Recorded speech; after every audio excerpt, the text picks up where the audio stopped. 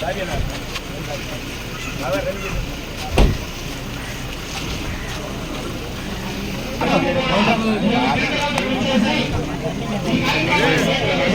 యొక్క రైతులు ఎప్పుడు కూడా మన ప్రియతమ నాయకులు రామానాయుడు గారు ఏ ఇబ్బంది వచ్చినప్పటికీ కూడా ముందుండి ఆయన యొక్క కార్యక్రమాలు చేయడం కానీ మంత్రివర్యులు రామానాయుడు గారికి స్వాగతం సుస్వాగతం అదేవిధంగా కృతజ్ఞతలు కూడా తెలియజేసుకుంటున్నామండి.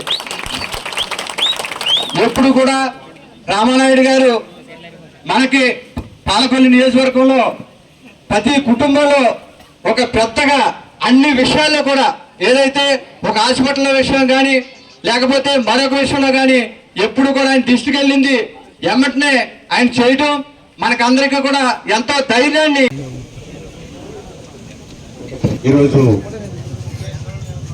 అబ్బిరాజపాలెం గ్రామంలో పశువుల దానా ఉచిత పంపిణీ సందర్భంగా వేదికను అలంకరించినటువంటి గౌరవ సర్పంచ్, గౌరవ ఎంపీటీసీ, అదేవిధంగా గౌరవ మండల పార్టీ నాయకులు, సమన్వయ కమిటీ సభ్యులు, తెలుగుదేశం, జనసేన, బీజేపీ నాయకులకు, ఇక్కడికి విచ్చేసినటువంటి రైతు సోదరులకు, సోదరీమణులకు, పాత్రికేయ మిత్రులకు అందరికీ కూడా ముందుగా నా హృదయపూర్వకమైన నమస్కారాలు మీ అందరికీ కూడా ముందుగా తెలియజేసుకుంటూ, ఈరోజు ప్రజల ఆశీర్వాదంతో గెలుపొందినటువంటి ఎన్డీఏ ప్రభుత్వం రైతు ప్రభుత్వం, రైతు పక్షపాతి ప్రభుత్వం. గత 5 సంవత్సరాల జగన్మోహన్ రెడ్డి గారి పాలనలో వ్యవసాయం పంట పండించలేము, పంట విరామం తీసుకోవడం మేలు అని క్రాప్ హాలిడే వైపు బాట పట్టేటువంటి విధంగా రైతు వ్యతిరేక విధానాలతో గత పాలన ఏదైతే సాగిందో దానికి ఈరోజు మనం కూడా ఇంకా ఇప్పటికీ మూల్యం చెల్లించుకుంటూ ఉన్నటువంటి పరిస్థితి. ఎందుకంటే ఇప్పుడే నేను పాలకొల్లు నుండి వస్తూ ఉంటే రైతులు గోడు నాకు కూడా కనిపిస్తూ ఉంది. ఇప్పుడే గుంపరకు సంబంధించిన రైతులందరూ కూడా రావడం జరిగింది. మొన్న కురిసినటువంటి వర్షానికి మొత్తం ఇప్పటికీ కూడా నీళ్లు లాగనటువంటి పరిస్థితి డ్రైన్స్ లో ఉంది. 5 సంవత్సరాల్లో కనీసం ఒక తట్ట మట్టి కూడా తీయకపోవడంతో ఈరోజు కొద్దిపాటి వర్షానికి కూడా జలాశయాల మాదిరిగా పొలాలు తయారవుతున్నాయని వాళ్ళు చెప్తున్నటువంటి పరిస్థితి, బాధ, ఆవేదన. అదేవిధంగా ఇప్పుడే ఇటువైపు మాట్లాడితే ఏదైతే లక్ష్మీపాలెం లోకల్కి సంబంధించి మరి పర్టికులర్ గా నక్కల్ డ్రైన్ కి సంబంధించి మొన్న ఏదైతే ఫ్లడ్ గోదావరి వచ్చినప్పుడు ఆ డోర్స్ క్లోజ్ చేద్దామని అంటే ఒక డోర్ మొత్తం ఊడిపోయినటువంటి పరిస్థితి. అంటే 5 సంవత్సరాల్లో కనీసం ఆ డోర్స్ కానీ షట్టర్స్ కానీ కనీసం గ్రీజ్ పెట్టి కూడా మెయింటెనెన్స్ చేయలేనటువంటి దుస్థితికి పరాకష్ట మన నక్కల్ డ్రైన్ సంబంధించిన అవుట్ఫ్లోస్ మన డోరు ఊడి పడిపోవడం. దాంతో కొంతమేర అప్పటికప్పుడు మళ్ళీ పాత డోర్ పట్టుకొచ్చి అక్కడ పెట్టినా ఒక 10-20% వాటర్ బ్యాక్ లీకేజ్ ఉండటంతో జరిగే నష్టానికి మళ్ళీ ఒక 20% అదనంగా రైతులు నష్టపోయినటువంటి పరిస్థితి. అంటే 5 సంవత్సరాల్లో రైతుని, వ్యవసాయాన్ని గాలికి వదిలేయడంతో ఈవేళ ఇటువంటి దుస్థితి, ఇటువంటి పరిస్థితి ఏర్పడినటువంటి స్థితి. అందుకే మొన్న నేను ఈ యొక్క శాఖ మంత్రిగా బాధ్యతలు స్వీకరించిన తర్వాత మెయిన్ గా నేను చూస్తే కెనాల్స్ లో కానీ డ్రైన్స్ లో కానీ ఎక్కడ చూసినా కానీ తూడు, గొరబడెక్క ఇవన్నీ నిండి ఉన్నటువంటి పరిస్థితి. కొద్దిపాటి నీరు ఇచ్చినా కూడా కాలువల్లో కిందకి వెళ్ళలేనటువంటి స్థితి. కొద్దిపాటి వర్షం వచ్చినా కూడా డ్రైన్స్ నుంచి బయటికి వెళ్ళలేనటువంటి పరిస్థితి చూసి ఏదైతే అధికారులతో ఈ యొక్క గొరబడెక్క, తూడు ఎందుకు నిర్మూలించలేదు అని అడిగితే వాళ్ళు కూడా ₹1 నిధులు ఇవ్వలేదు అని చెప్తే నాకు కూడా ఆశ్చర్యం వేసినటువంటి పరిస్థితి. ఎందుకంటే ప్రతి సంవత్సరం కూడా అది ప్రాక్టీస్. ఏప్రిల్ నెలలో ఎస్టిమేషన్లు వేసి టెండర్లు పిలిచి వర్క్ ఆర్డర్ ఇస్తే మే నెలలో పనిచేస్తారు. కానీ ఈ యొక్క ప్రభుత్వం ఏదైతే మరి గత ప్రభుత్వం ఏదైతే ఆ యొక్క పనినే మొత్తం వదిలేసి గాలికి వదిలేయడంతో మొన్న నేను జూన్ నెలలో మళ్ళీ కొత్తగా ఎస్టిమేషన్లు తెచ్చుకుని మళ్ళీ కొత్తగా గ్రాంట్ ₹90 కోట్ల యుద్ధ ప్రాతిపదిక మీద ఇచ్చి ఇమ్మీడియట్లీ షార్ట్ టెండర్లు పిలిపించి ఆ పనులు చేయమని చెప్పడం జరిగింది. అంటే కనీసం ప్రతి సంవత్సరం చేసేటువంటి పనులు కూడా ఈ ప్రభుత్వం గాలికి వదిలేసిన పరిస్థితి, దుస్థితి. అంచేతే ఇప్పుడు మళ్ళీ ఏదైతే ఎమర్జెన్సీ వర్క్స్ ఏవైతే ఉన్నాయో అవి కూడా ఎస్టిమేట్ చేసుకుని, ఎందుకంటే ఇది ఈ సీజన్ మేము అధికారంలోకి వచ్చే సమయానికే ఈ వర్షాకాలం సీజన్ స్టార్ట్ అయిపోయింది. అంచేత కళ్ళెదర రైతు కష్టాన్ని, కళ్ళెదర పంట నష్టాన్ని చూస్తున్నా కూడా ఆవేదన కలుగుతుంది. దాన్ని పరిష్కరించడానికి ఇమ్మీడియట్లీ ఇప్పటి నుంచే మరి ఏదైతే ఎస్టిమేషన్లు కానీ ఇవన్నీ కూడా వర్కౌట్ చేసుకుని అట్లీస్ట్ కనీసం నెక్స్ట్ సీజన్ నుంచి అయినా రైతుగా కష్టం ఇబ్బంది లేకుండా చేయాలనే ఆలోచన ఇప్పుడు ఎంతవరకు వీలవుతాయి అంత యుద్ధ ప్రాతిక మీద రైతుకి ఇబ్బంది లేకుండా చేయమని చెప్పేసి కూడా అధికారులను కూడా స్పష్టంగా ఆదేశాలు ఇవ్వడం జరిగింది. అధికారులను కూడా 24 గంటలు కూడా ఎప్పటికప్పుడు పర్యవేక్షణ చేస్తూ రైతుకి తోడుగా అండగా ఉండమని చెప్పేసి కూడా వాళ్ళకు కూడా ఆదేశాలు ఇవ్వడం కూడా జరిగిందని చెప్పేసి ఈ సందర్భంగా మరి తెలియజేసుకుంటూ, అందులో భాగంగా ఏదైతే మన వరదలు వచ్చినటువంటి పరిస్థితుల్లో మరి పెద్ద ఎత్తున మరి ఎవరైతే నష్టపోయారో వాళ్ళందరికీ కూడా మరి 25 కేజీల బియ్యం, అదేవిధంగా కందిపప్పు, ఆయిల్ ప్యాకెట్, ఉల్లిపాయలు, బంగాళదుంపలు ఇట్లాంటి నిత్యావసర సరుకులన్నీ కూడా వాళ్ళ గడపలోకి వరద నీరు రాకముందే ఈ యొక్క నిత్యావసరాలు బియ్యం వాళ్ళ గడప దగ్గరికి అందించినటువంటి ప్రభుత్వం మన ఎన్డీఏ కూటమి ప్రభుత్వం. ఎందుకంటే ఈ మాట నేను చెప్పడం కాదు, మొన్న నేను కనకాయలంక పెదలంక వెళ్ళినప్పుడు వాళ్ళు చెప్తూ ఉన్నారు, గతంలో 3వ నెంబర్ ప్రమాద హెచ్చరిక వచ్చిన తర్వాత మా వీధుల్లో మా ఇళ్లలో ముందు పేకల్లోతు నీళ్ళు వచ్చినా కూడా ఎవరు కూడా సరుకు ఇచ్చినటువంటి పరిస్థితి లేదు. మీరందరూ గట్టిగా పోరాడిన తర్వాత వరద తీసి వెళ్ళిపోయిన తర్వాత ఎప్పుడో ఇస్తే ఇచ్చేవారు, లేకపోతే లేనిటువంటి పరిస్థితి. కానీ ఈరోజు మాకు అలా గడపలోకి ఇంకా నీళ్లు రాకముందే నిత్యావసర సరుకులు బియ్యం మా ఇంటికి వచ్చినాయి అని చెప్పి ఆ లంకవాసులు మనం చెప్తున్నటువంటి పరిస్థితి. అదేవిధంగా ఏదైతే ఈవేళ వరదల్లో దెబ్బతిన్నటువంటి ఎవరైతే ఇళ్ళకు కానీ లేకపోతే ఎవరైతే ఆ ప్రజలతో పాటుగా మూగజీవాలను కూడా ఆదుకోవాలనే ఆలోచన. ఎందుకంటే ఈవేళ మన ఆరోగ్యాన్ని కాపాడేటువంటి విధానంలోనూ మనకి పౌష్టికాహారం ఇచ్చేటువంటి విషయంలో ఆ పశు సంపద ఎంత ప్రాధాన్యత మనందరికీ తెలుసు. అందుకే రైతు కూడా అంటే పాడి పంటలు అంటూ ఉంటాం. అంటే ఖచ్చితంగా పంట ఎంత ముఖ్యమో పాడి కూడా అంతే ముఖ్యం. అదే మన ఆరోగ్యాన్ని కాపాడుతుంది, అదే మనకి పౌష్టికాహారాన్ని అందిస్తుంది. అంతేకాక అటువంటి పాడిని కూడా కాపాడుకోవాలి, పశు సంపదను కూడా కాపాడుకోవాలి, మూగజీవాలకు కూడా మనం మరి ఆహారాన్ని అందించాలనే ఆలోచనతో ఏదైతే మన యలమంచిలి మండలానికి సంబంధించి కనకాయలంక గ్రామానికి ఒక 12 టన్నులు, పెద్దలంకకి ఒక 8 టన్నులు, బాడవకి 6.25 టన్నులు, అబ్రాజిపాలెంకి 10 టన్నులు, గంగడపాలెంకి 3.25 టన్నులు, లక్ష్మీపాలెం 4 టన్నులు, యలమంచిలంక 8.75 టన్నులు, ఏనువాళ్ళంక 8.75 టన్నులు. అంటే ఏదైతే ఆ గ్రామంలో ఉన్నటువంటి పశువులు ఎన్ని ఉన్నాయో లెక్కింపేసి వాళ్ళకి ఒక్కొక్క పశువుకి కూడా 25 కేజీల చొప్పున మరి దానా వాళ్ళకి ఉచితంగా ఈరోజు అందజేస్తూ ఉన్నాం. ఆ 25 కేజీల దానా అంటే మార్కెట్లో 900 రూపాయలు, సబ్సిడీతో 400 రూపాయలు వేళ ఉచితంగా ఆ రైతుకి మనం అందజేస్తూ ఉన్నటువంటి పరిస్థితి.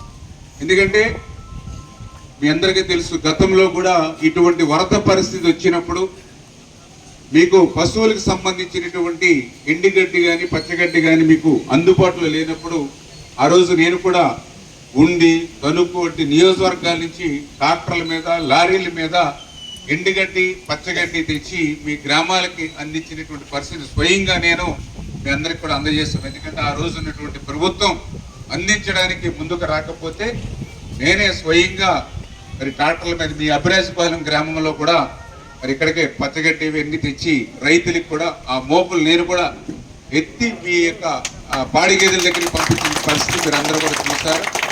ఈరోజు అధికారంలో ఉన్నాం, ఖచ్చితంగా మిమ్మల్ని ఆదుకోవాలనే తలంపుతోటే మీ గ్రామంలో ఇప్పుడు ఏదైతే అభిరాజపాలెం గ్రామం దగ్గర 400 పశువులు ఉన్నాయి.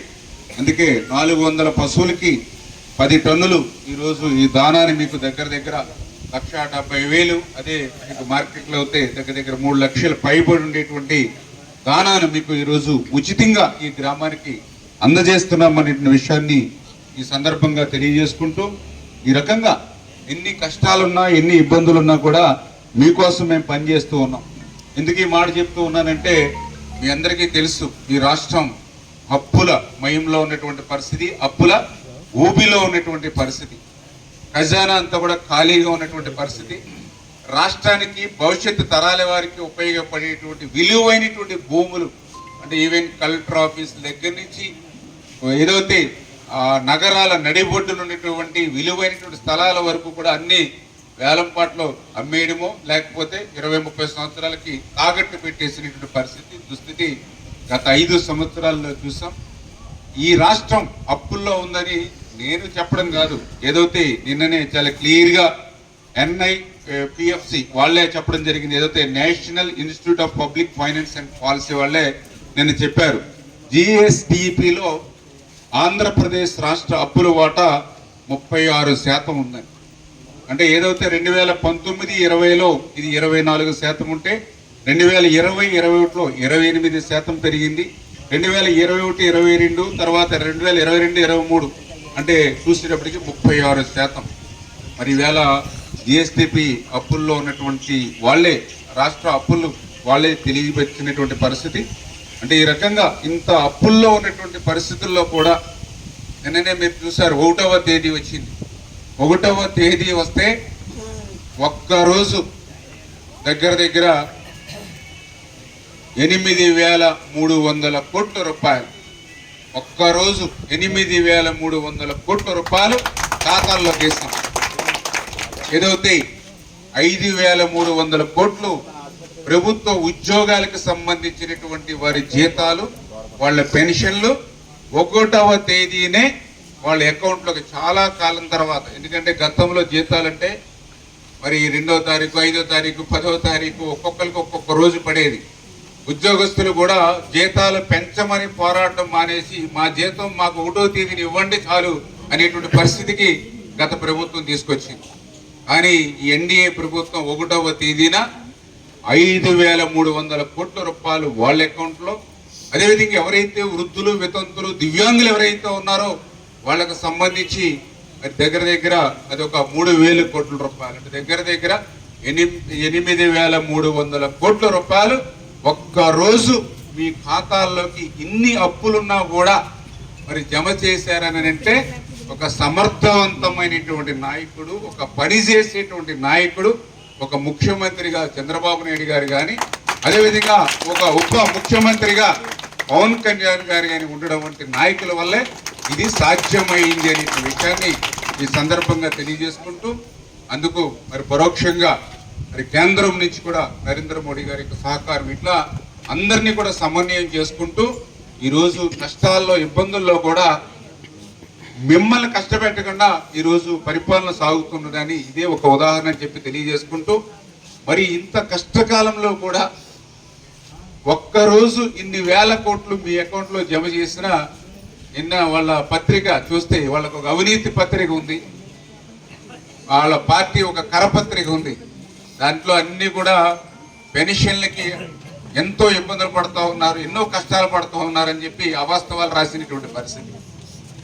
గతంలో లక్షలాది మంది వాలంటీర్స్ ఉన్నా కూడా పెన్షన్స్ 3-4 రోజులు సమయం పట్టేది 95% పూర్తి చేయడానికి. ఈవేళ ఏదైతే సచివాలయ సిబ్బందిని ఉపయోగించుకుని కేవలం 6 గంటల్లోనే 97% పెన్షన్లు మనం పంపిణీ చేసాం. అంటే ఎంత డిఫరెన్స్ చూడండి. లక్షలాది మంది వాలంటీర్స్తో 3 రోజులు అంటే దగ్గర 72 గంటలు పట్టింది. 72 గంటల్లో 97% చేస్తే 6 గంటల్లో మనం 97% చేస్తాం. అది సమర్థవంతమైన ప్రభుత్వం. దీన్ని చూసి తట్టుకోలేనిటువంటి ఆ యొక్క రోత పత్రిక అవాస్తవాలు, అసత్యాలు నిన్న ప్రచురణ చేసినటువంటి పరిస్థితి. అందుకే నేను కూడా ఎప్పుడు మీటింగ్లో చెప్తూ ఉంటాను, మీరు కూడా అందరికీ చెప్తూ ఉండాలి. ఇప్పుడు సిగరెట్ ప్యాకెట్ మీద మీకు ఉంటుంది ఒక వార్నింగ్, పొగ తాగుట ఆరోగ్యానికి హానికరం. అదేవిధంగా సాక్షి పత్రిక చదవడం కూడా ఆరోగ్యానికి హానికరం. చేత ఆ విషయాన్ని మీరందరూ కూడా గుర్తుపెట్టుకోవాలి. లేకపోతే మనకి అనారోగ్యమైనటువంటి సమస్యలు వచ్చి ఇప్పటికే మనం ఎక్కువ, ఎందుకంటే ఈ మన తినే తిండి వల్ల కానీ, మనం తాగేటువంటి నీరు వల్ల కానీ, వాతావరణ పొల్యూషన్ తోటే కొంత మనకి ఏజ్ బార్ తగ్గిపోతూ ఉంది. అది మళ్ళీ సాక్షి కూడా చదివారనుకోండి ఇంకా తగ్గిపోయేటువంటి పరిస్థితి ఉంటుంది. చేత వాస్తవాలు రాస్తే తప్పులేదు, ఎందుకంటే మీడియా అనేది వాస్తవాలు తెలియజేయాలి తప్ప. మీరందరూ చూశారు, మీ ఊర్లో చూశారు, ఇంటింటికి పట్టుకెళ్ళి ఇచ్చారా లేదా పెన్షన్లు? మరి ఎక్కడ కూడా సచివాలయాల దగ్గర లేకపోతే పంచాయతీల దగ్గర తెప్పించి ఇప్పించారు, నానా బాధలు పడ్డారు, నానా కష్టాలు పడ్డారు అని రాశారు. నిజంగా చాలా ఆశ్చర్యంగా అనిపించేటువంటి పరిస్థితి. వాళ్ళు కూడా అంతకుముందు కూడా ప్రచారం చేశారు ఎన్నికల ముందు, రేపు మళ్ళీ చంద్రబాబు నాయుడు గారు పవన్ కళ్యాణ్ గారు వస్తే మళ్ళీ మీరు సచివాలయాల చుట్టూ తిరగాలి, పంచాయతీల చుట్టూ తిరగాలని ప్రచారం చేశారు ఇంటింటికి. కానీ వాళ్ళ ప్రభుత్వంలో చేశారు అట్లా. ఏదైతే ఆ రోజు ఎలక్షన్ కమిషను 2 నెలలు వాలంటీర్స్ని పక్కన పెట్టి ప్రత్యామ్నాయ ఏర్పాట్ల ద్వారా పెన్షన్లు ఇమ్మని చెప్తే వీళ్ళు దాన్ని పక్కన పెట్టేసి ఆ సచివాలయాల చుట్టూ, పంచాయతీల చుట్టూ, అదేవిధంగా బ్యాంకుల చుట్టూ తిప్పారు. వాళ్ళు చేశారు ఆ పని. దానివల్ల 34 మంది ఆ రోజు వడగాల్పులకి ఎండలకి చనిపోయినటువంటి పరిస్థితి. అవన్నీ కూడా జగన్మోహన్ రెడ్డి చావులేవు. ఈ రోజు మనం అధికారంలోకి వచ్చిన తర్వాత ఎవరికి ఏ ఇబ్బంది కష్టం లేకుండా ఇవాళ ఇంటికి పట్టుకెళ్ళి వాళ్ళ గడపలోనే, అది కూడా పెంచినటువంటి పెన్షన్, మాటలు కాదు. ఎందుకంటే ఆ రోజు 3,000 రూపాయలకి పెంచుతానని చెప్పి ఆ 1,000 రూపాయలు పెంచడానికి అతనికి 5 సంవత్సరాలు పట్టింది. అప్పుడొక 250, అప్పుడొక 250. కానీ మనం ఏదైతే 4,000 రూపాయలు పెంచుతామన్నది మరి నిజంగా మొదటి నెలలోనే, అంటే అతనికి 5 సంవత్సరాలు సమయం పడితే, మా మహిళల భాషలో చెప్పాలంటే అట్టు తిరగేసినంత సమయంలో మనం పెన్షన్ పెంచేసాం.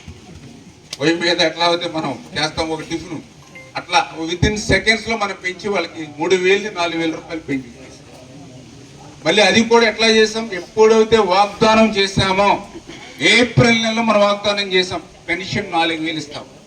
ఏప్రిల్ నెల నుంచి కూడా అమలు చేసాం. భారతదేశ చరిత్రలో ఎప్పుడు అట్లా అమలు చేసిన పరిస్థితి లేదు. ఏప్రిల్, మే, జూన్ 3 నెలలు 3,000 ప్లస్ 4,000, 7,000 రూపాయలు ఇచ్చాం.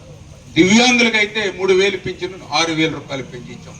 అంటే ఈ రకంగా ఒక పని చేసేటువంటి ప్రభుత్వం, మాట ఇస్తే ఆ మాటకి కట్టుబడి పనిచేసేటువంటి ప్రభుత్వం మన తెలుగుదేశం, జనసేన, బీజేపీ, ఎన్డీఏ ప్రభుత్వం అని చెప్పి మీ ద్వారా అందరికీ కూడా తెలియజేసుకుంటూ, రేపు రాబోయేటువంటి రోజుల్లో కూడా మరి ఒక్కొక్కటి కూడా ఇంకా ఏవైతే మనం హామీలు ఇచ్చామో అవన్నీ కూడా చేసుకుంటూ వెళ్తాం. ఎందుకంటే ఇప్పటికే డిఎస్సి ఆ రోజు మనం చెప్పాం, మొదటి సంతకం పెట్టాం. ఏదైతే యువత నిర్వీర్యం గంజాయి డ్రగ్స్ బారిన పెట్టకుండా ఆ డిఎస్సి నోటిఫికేషన్ ఇచ్చి ఆ ఉద్యోగాలు ఫిల్ చేస్తూ ఉన్నాం.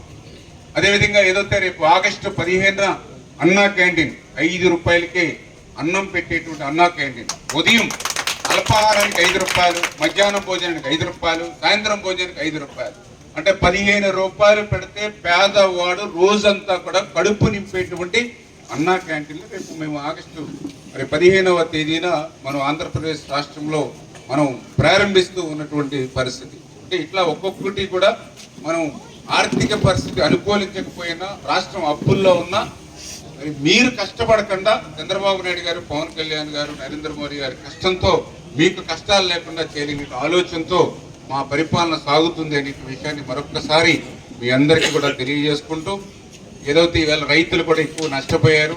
నిన్న అచ్చెన్నాయుడు గారు వెళ్తూ కూడా మేము కూడా సమీక్ష కూడా చేసుకున్నాం.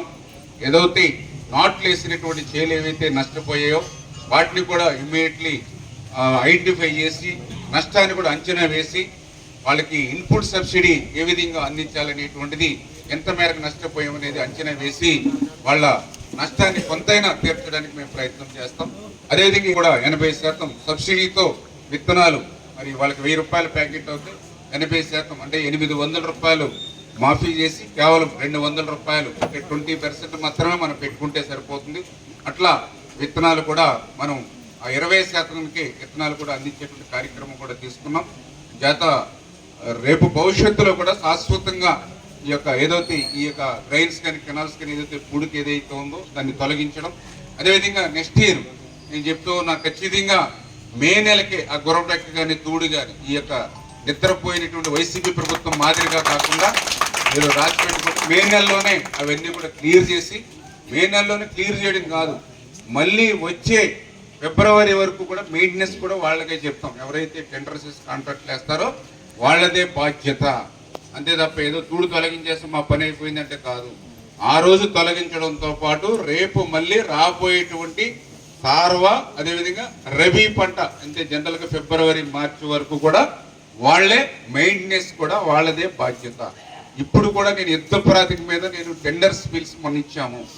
వాళ్ళు ఎక్కడైనా సవ్యంగా పని చేయకపోయినా, ఎక్కడైనా గొరబడెక్క కానీ తూడు కానీ తీయడంలో కానీ మందు కొట్టి నిర్మూలించడంలో కానీ ఎక్కడైనా నిర్లక్ష్యం చేస్తే ఆ సంబంధిత ఎవరైతే ఇరిగేషన్ ఏఈలు కానీ డిఈలు కానీ ఎవరైతే ఉన్నారో సస్పెండ్ అవుతారని వాళ్ళు కూడా హెచ్చరించాం.